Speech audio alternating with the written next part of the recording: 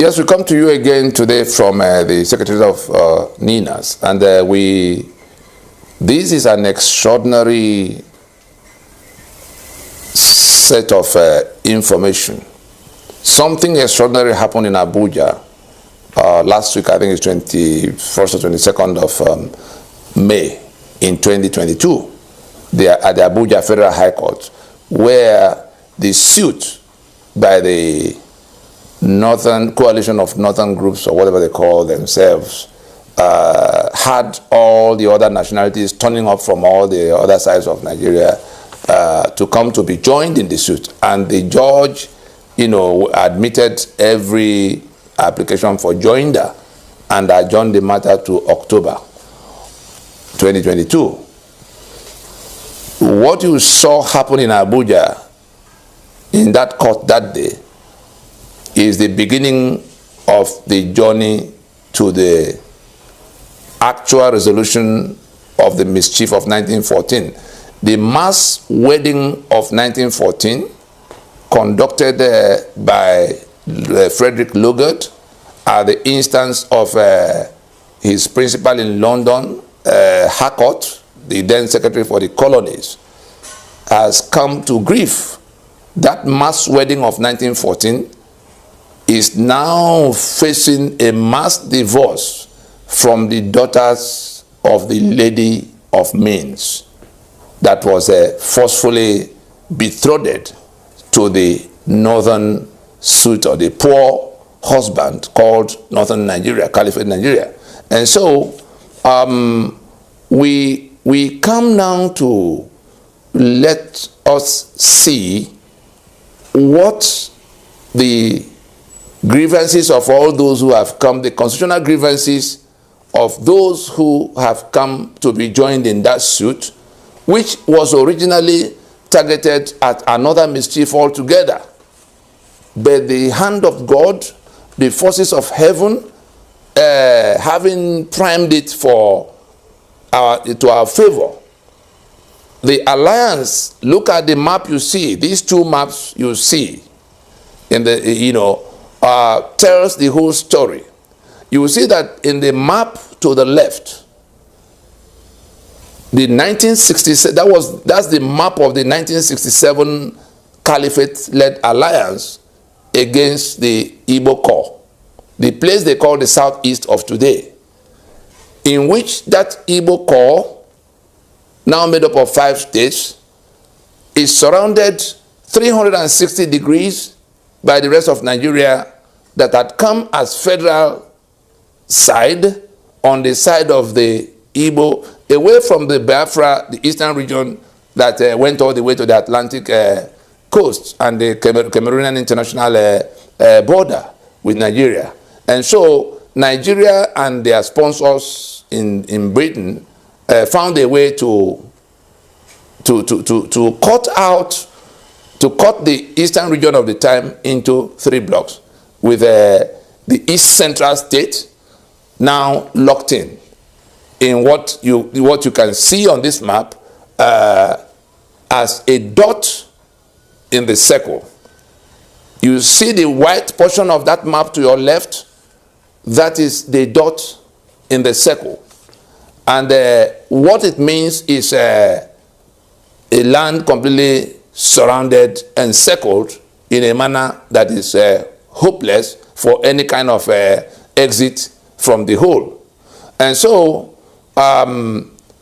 we remember, let us make the connections so that we can establish how this coalition of northern youths came to their action that was intended to expel. They said they were going to court to ask that Nigeria conducts referendum for these Igbo people, the Biafra people that have been giving Nigeria all its trouble. There's no other trouble Nigeria has than the Igbo, according to those people. They addressed a press conference on that matter.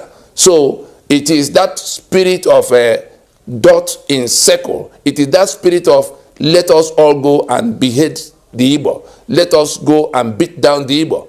They thought that the alliance of 1967 is still intact, so that the whole country will come with them and rush against the Igbo in bitterness like it happened before. But unfortunately for them and happily for us, the NINAS alliance has not only defeated this alliance of 1967 led by that caliphate, it has decapitated it and also replaced it, as you can see in the map to your right. The rest of Nigeria is now on one side, and the tormentors of Nigeria on the other side. They are the only ones killing in the east, in the west, and in the middle belt. They have also embraced a faith, the Sharia, that requires them to kill the rest as infidel. They believe their worldview is feudalist, and so they say to our faces that we are born to rule you. Now, it's not only, like I said, how did we come to the point where people will have to go to file such a suit in Abuja? And now the table is turning against them at a time the rest of Nigeria is already, in an alliance to retrieve their sovereignties that have been hijacked by the defunct Federation of Nigeria, by the illicit federal government that is still holding together the carcass of the defunct Federation of Nigeria that collapsed in 1966 effectively.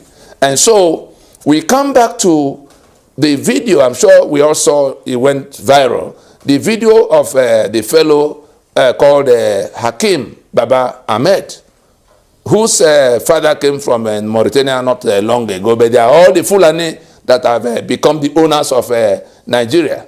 And so in that video, perhaps we should just listen to him for a few minutes. The Northern Elders Forum has reviewed events and tendencies which suggest that the country is headed for more crises. Nigerians live in fear of violence today and in fear of an uncertain future. The capacity of the Nigerian state to secure citizens, protect the country's territorial integrity, and resist violent assaults on our unity is weakening to levels of making threats that have no impact. Armed criminals of all types have increased their audacious stranglehold over our lives in all parts of the country. Irredentists are increasingly asserting their influence over in the southeast and some parts of the country, and in the manner that millions of Nigerians now live. Rhetorics from political leaders and ethnic champions who speak in threats and demands routinely suggest that the sentiments in support of irredentism are becoming more widespread. All Nigerians are paying the price of failure of two sets of leaders. At the national level, the administration appears to have lost the capacity to hold the gradual descent of the country into anarchy. Political leaders in the southeast appear to have submitted to violence and terror of IPOB and ESN. Muted voices of millions of Igbo cannot be heard, so that Nigerians can understand the degree to which secession by the Igbo represents their popular choice. Nigeria has had to fight two terrible wars to preserve the country. The North has paid its dues in that war, and indeed in many ways throughout the history of our country. Under our current circumstances, no Nigerian should welcome another war to keep this country together. The North in particular has more than enough challenges, and we recognize that violent secession by any part of Nigeria will compound the problems of all Nigerians under which we live. The Forum has arrived at the difficult conclusion that if support for secession among the Igbo is as widespread as it is being made to look, and Igbo leadership appears to be in support of it, then the country should be advised not to stand in its way.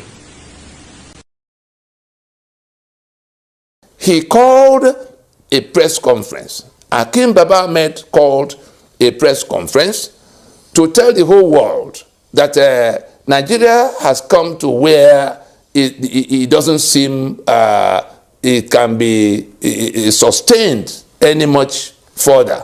And that the problem with Nigeria is these Igbo people that are doing this and doing that, and therefore that Nigeria should just let them go without a war like we fought before. So everything that is wrong with Nigeria in the imagination of Hakeem Baba Ahmed and his sponsors, wherever they are, you know, is Igbo. He did not talk about the gross insecurity that is being inflicted on us by that caliphate, the Fulani, led by our own president and commander-in-chief, who has been established, who has been shown to be the chief organizer of the terror we are suffering from the Fulani invaders he's hosting, including the terror elements that came from the Middle East, you know, ISIS that became ISWAP in joint venture with Boko Haram and the rest of Miyetti Allah. And so Hakeem Baba Ahmed did not see that as the problem of Nigeria. Hakeem Baba Ahmed did not see the warped constitutional architecture of Nigeria that has been the complaint of everybody. The unitary constitution of Nigeria that is now choking all of those who have been trapped here since 1914. And so he tried to, he called that press conference to tell the whole of Nigeria that we must now go and chase this Igbo out of our midst. Now, that's not, he is the spokesman of, I want us to take note, Hakeem Baba Ahmed have been the spokesman of the Northern Elders Forum and all kinds of Northern this and Northern that. But on this occasion, it appears he has been elevated to something far above what he used to be, because a few days after the video was released, we saw it on the wall of the spokesman of the president of Nigeria, Garba Shehu. Garba Shehu posted this video on his wall, giving an indication that the presidency, the Buhari presidency of Nigeria, is actually, you know, operating the script that had been described by Hakeem Baba Ahmed in that broadcast. And so we come to the conclusion, looking at all of what has happened in Nigeria through the last 7 to 10 years on that subject matter, we come to the conclusion that it is actually the narrative of the presidency, the Buhari presidency, the federal government of now, and the wider caliphate that, you know, floated that federal government. That is what Hakeem Baba Ahmed said is their thinking, which is why the spokesman of the president had to put it on his wall as the official position. We allege that we have come to the conclusion and we're entitled to read what we see, you know, according to how we perceive it. We conclude that what Hakeem Baba Ahmed said in that video is the official position of the federal government of Nigeria under Muhammadu Buhari. And then if anybody thinks it is a far-flung, you know, speculation, let us then go back to what Buhari himself had said about the dot in circle that became the quarrel with Twitter, for which there was ban and unbanning of. Look at this map again. So you can see on the map to your left, you can see the dot in circle that Buhari was talking about in that Twitter that became controversial. Now, how did that even emerge? Those who are now living in the torment called Nigeria will not remember that Muhammad Buhari, as a lieutenant, was one of those who in Nigerian army uniform went round doing the kind of thing we saw in Sokoto the other day that happened to Deborah against Igbo, because he has not been called to account by those in Britain who pretended there was no genocide in Nigeria. That's why he went up and about speaking the way he has been speaking since 2015 about this same subject, and threatening all kinds of fire and brimstone. The other time he said he was going to speak to them in the language they will understand, and now he's talking about a dot in circle.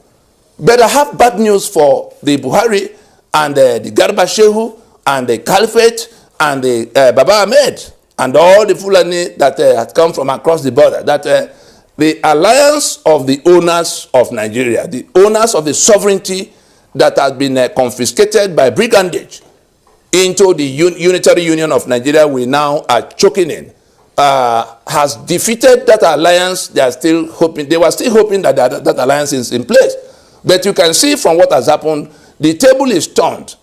Perhaps we have to listen to the council, to the coalition for the northern groups, who then who says that the suit, now that it has everybody from all the sides present, we can inform you now that Ninas prompted his allies to go to meet them in that suit when they filed it, to let them know that it's not the Igbos, that it's not only the Igbo that want to leave Nigeria, that everybody else want to leave Nigeria, so that the Fulani can go back to whatever they choose to go in their own path, you know, as we see in the map of alliance. And so that's really where we are now. It's a day of joy. The coalition of northern groups had in June last year taken the National Assembly and the Attorney General of the Federation to court, seeking to stop the Constitution review exercise and in its place conduct a referendum to determine who remains part of Nigeria. Over the months, various ethnic groups filed applications for joinder as interested parties. At today's proceedings, the presiding judge, Justice Inyang Ekwo, joined all the interested parties in the suit and subsequently fixed October 20th for hearing. What the plaintiff are asking for in the first place is an opportunity for all Nigerians to be given the chance to decide whether they want to stay in Nigeria or not. It's their rights.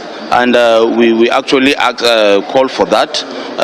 We felt by the provisions of the African Charter on Human and People's Rights, every citizen of any African country has a right to say he's no longer interested in remaining in that country, not just Nigeria.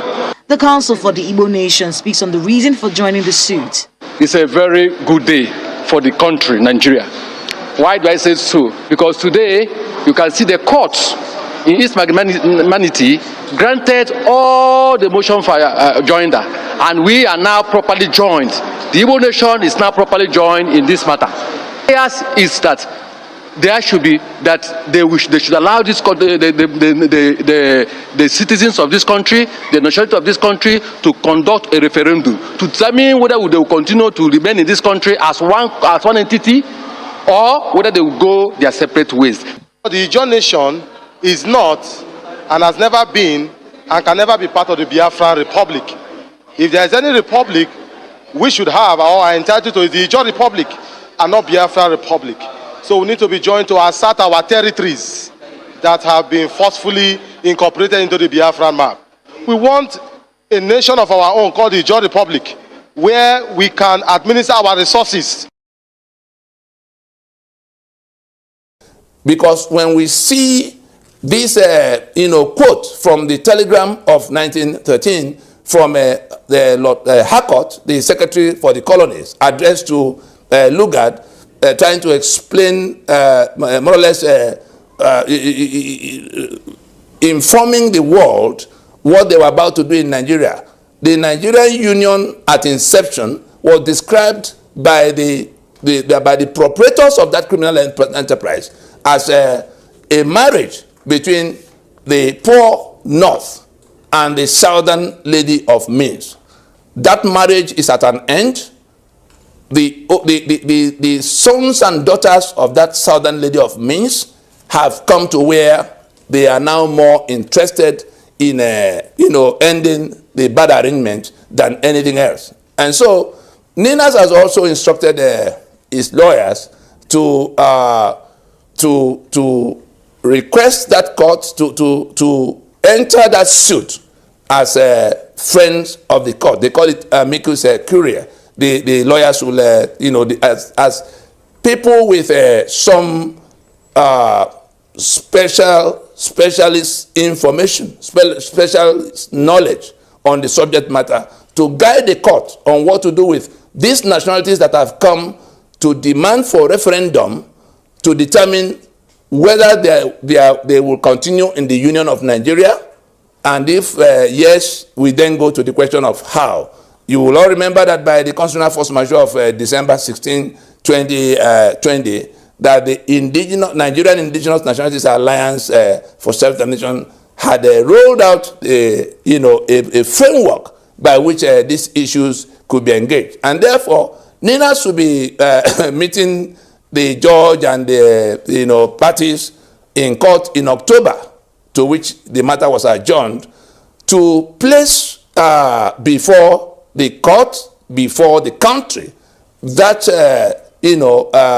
proposition for how these matters could be resolved amongst all these nationalities that have been trapped here against their will under the unitary constitutional imposition we live under. And so I think we all need to watch out for how this, because between that constitutional force majeure propositions and the prayers of the plaintiffs and defendants in this matter that has now zeroed in on the question of a referendum to decide sovereignty, I think the government should now be persuaded to come to where we are going into a transition instead of election. Election is the most terrible distraction to what Nigeria needs to do now. Let those who are waving party flag, realize that what we are in is like a disputed land, construction going on a disputed land, construction going on a disputed land. The owners of the land you call Nigeria have come to court, insisting on referendum for their membership to determine their sovereignty, to determine their membership of the union.